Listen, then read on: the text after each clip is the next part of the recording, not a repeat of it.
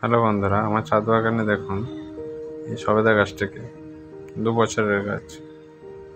প্রচুর বৃষ্টি হয়েছে। প্রচুর বৃষ্টির ফলে জল ধরে রাখে গাছটাকে নাড়িয়ে দিলাম এবং ফুলটাকে আলতো করে ঘুরিয়ে টিপে দিলাম যাতে ভবিষ্যতে ফল সেট হতে পারে।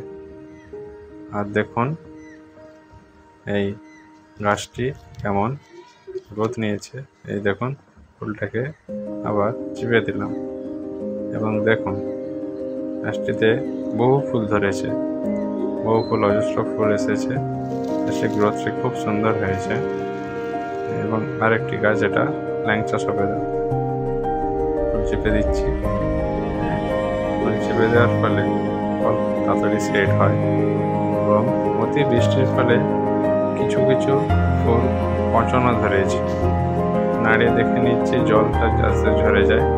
দেখুন কিছু কিছু ফুল পচন ধরে গেছে এবং কিছু কিছু দেখুন ফল ধরে নিয়েছে আর কিছু কিছু ফল পচে গিয়েছে। কিছু কিছু দেখুন ফুল থেকে ফলও সেট হয়ে গেছে।